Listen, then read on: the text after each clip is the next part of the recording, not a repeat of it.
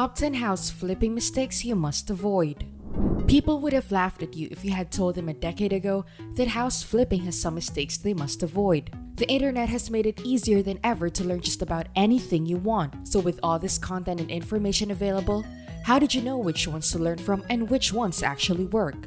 Luckily for you, Real Talker, we've produced a list of the 10 house flipping mistakes you must avoid best. Remember that while the first step is completing any of this amazing information, the second and possibly more important step is taking action even if it's imperfect action. Since the 1980s, when 24-hour cable channels, a recession, and real estate mania made remodeling homes for quick sales seem like a smart idea, house flipping has been glorified by HGTV shows and personalities. There is no denying that some markets remain ripe for flipping, such as Hickory, Lenore, Morganton, North Carolina, where the real estate investing website reports an average return of 124% and gross returns up 64% year over year on homes bought and sold within a 12-month period. Experts disagree on whether profits are generally in a boom or bust. By avoiding some critical rookie errors, you can benefit from a successful flip no matter where you are. House flipping is a common idea these days. It is the subject of entire television programs. You might have even considered carrying it out yourself. The idea is straightforward. You purchase a house which might not be in the best condition. You get it for a good price because of how bad it is. You spend a few weeks making repairs and painting the house either literally or figuratively before listing it on the market and selling it right away. You ought to leave with a respectable profit. On paper, it appears to be fairly simple. However, there are a number of ways that your house flip could go wrong in reality. Lack of a team. Even professionals collaborate in teams. No matter how knowledgeable they are, one person will never be able to fully understand the process of flipping a house. There is no way you're prepared to quickly make an offer and compete with other investors who already have all these things lined up, asserts Debbie DeBerry, who mentors newbies under the alias The Flip Stress. If you've found a house but you haven't formed a business entity, identified contractors, found 3 to 5 lenders you would use, added an agent to your team, or found another way to access accurate sales data, she adds, to determine whether a deal is a wise investment, you need to understand how your contractor submits bids and have an idea of what the property will sell after renovation. A true rehab cost should always be obtained, and the best way to do that is by hiring someone else. If you're the only one working on your flipping business, you'll never be able to scale it. Additionally, a successful home flip involves more than just the house. It also involves the market. Simply put, you can improve the property for a reasonable price, get a great return on your initial investment, and list it. However, if the market is weak, you might still find it difficult to sell. For any successful flip, intimate knowledge of your local real estate market is necessary. Take a look at the nearby comparable home sales. How much are homes with comparable square footage and floor plans listed for? How are the nearby properties that were listed doing? Has the process of selling their house been incredibly slow, or have they received any offers? How much did those offers fall short of the original asking price? How long have the homes in the area been for sale? Before buying a house with the intent to sell it quickly, ask yourself these questions. Not applying the 70% rule. Lack of money is one of the main causes of a failed house flip. The 70% rule is a tried and true formula in the real estate industry that begins with an estimation of what a home ought to sell for in the local market. According to this rule, you're only responsible for paying 70% of the difference between the after repair cost and the actual purchase price. Take 70% of that amount as your purchase price to turn a profit. Profit, claims premier property buyers, owners, and President Eric Nerhood. Don't disregard this guideline and overpay for a property. It helps to ensure a profit even in the event of unforeseen expenses. It's simple to get caught up in the anticipation of a potential flip and glance over the estimated costs, but you'll pay dearly for any errors. According to Nerhood, the flipper needs to write an actual budget of all costs. The budget must be in writing so they can determine if they are on course or veering off course. Avoiding a budget entirely or abandoning one midway through is risky. Even seasoned flippers may fall victim to the fallacy that, according to DeBerry, you can just raise the sales price to make up for it if you blow your rehab budget. It absolutely does not even come close to functioning that way.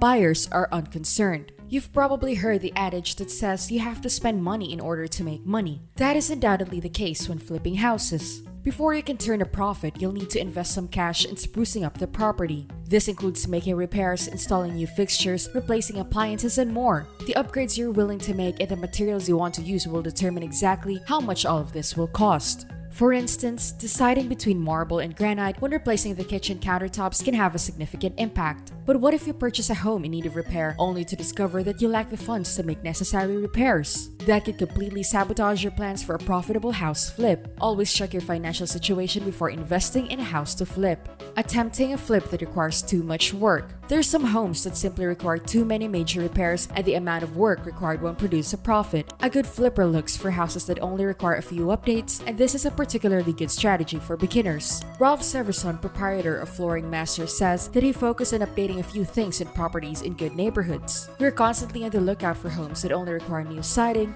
flooring, and/or a kitchen and a bathroom remodel. People can perform some repairs themselves to cut labor costs, but more flippers shouldn't handle rewiring or plumbing because these tasks can have hidden costs that quickly mount, according to Wilson. That bug has the potential to affect every facet of a flip. Don't skip on making the appropriate investments for your company, she advises. I observe individuals setting up their own businesses without taking the crucial step of drafting an operating agreement, as well as individuals who don't want to invest in education and prefer to learn on the job. The issue here is that, whether it's the novice or the people who loan them money, this frequently results in someone losing money. Any DIY project has risks, whether it ends up in the courtroom or the electrical system. The wrong contractor was hired. A project's contractors can make or break it. According to Dee Barry, hiring the right person can only be done through word of mouth. She says they aren't the one to choose if you can't talk to other people who have used this contractor. Avoid falling into this trap by conducting thorough due diligence, signing appropriate contracts, and never paying for work in full upfront. Don't expect to hire a pro for every job, even though you do need to know when to do so. Demolition is a significant cost-saving measure that flippers can take on largely by themselves. The demo is something that the best flippers typically handle themselves, according to Satis. All of the profit will go into their pockets instead of yours if you plan to simply hire contractors off the street to complete the work. The best flippers work with the contractor in advance of buying the house or perform some of the work themselves, not taking the neighborhood into account. Newcomers often overlook the neighborhood, neighbors, and street that a house is on in the excitement of finding the ideal home. This is what DeBerry refers to as a smelling test. No matter the home, you must pay attention to what is happening nearby and on the way there, says DeBerry. Are there any cars parked in the yard by the neighbors? Do they have a lot of unfinished projects around the house? Are the nearby streets that lead up to the subject property in good condition? Is the highway noisy a lot? Are there any nearby fire or police stations? Do the double yellow lines on the street indicate that it is a busy street? Is the street a thoroughway used by numerous cars every day? No matter how beautiful your work is, everything can influence the sale price. Having an arbitrary timetable.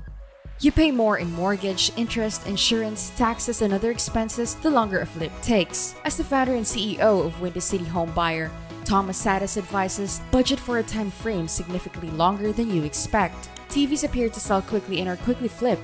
In reality, things don't work out that way. Always more expensive and taking longer than expected. Renovations. Even a quick sale in a brisk market ought to be viewed as a bonus rather than the main objective. While DeBerry finds it useful to forewarn herself of wasted time by estimating the cost of a project by the day, Nurhood observes that work will take a part-time flipper much longer to complete and will cost more money. From the time I buy the property until I sell it, my typical flip takes 3 months or less. I frequently observe DIYers who sign contracts that last 9 months or longer, which gives the market a lot more time to change. Long holding periods are risky and expensive, she claims. Pricing is always important when trying to sell a home, and when you flip, that's definitely the case. You're losing money if you give it a lower value than it deserves. Furthermore, if you overprice it, no one will buy it, and the house may sit on the market for a long time. Your investment is in peril in either case. Before setting the price of your home, make sure you have done your research, looking up comparable sales and analyzing the market. By the way, you should consider pricing before investing to make sure it will be worthwhile of your time. Flipping houses can be profitable and exciting, but you can only do that if you take the time to do it correctly and avoid these common mistakes. Absence of permits. The permits will be pulled for you if the work is being done by a licensed contractor, according to Nurhood. Due to the cost, beginners frequently attempt to skip this step, but there is a great risk of suffering the following severe penalty. In some municipalities, invalid permits can result in the building inspector giving you a hammer and watching you knock whatever it is down. Additionally, get insured. This is one of the best pieces of advice for flippers selling homes. Yes, we do. Property insurance covers more than just your home. Additionally, it can aid in defending your house from theft, fire, and flooding. Yes, it will slightly reduce your profit margins, but consider the alternative. Investing in real estate and losing everything to a natural disaster. Insurance may eliminate that as a problem. Too many upgrades being done. Although it's simple to get sucked into trying to make a flip perfect, avoid blowing your budget and time frame on expensive upgrades. The rooms that provide the highest returns on investment according to DeBerry are the kitchen, the bathroom, and the master or main bedroom. Additionally, it is beneficial to stage the home for sale and take quality photos of the improvements. Similarly, studies remind us that the profit in a flip depends more on the initial cost than it does on the amount of work put in. When a new flipper considers all the potential renovations rather than the minimal amount of work to get the maximum return on investment, he says, I call it big eyes. Excessive rehabilitation.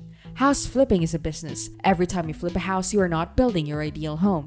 Always keep in mind that a renovation should generate a profit of $2 for every $1 you spent on it. Not having a business plan. It takes more than just getting the house sold to flip a house.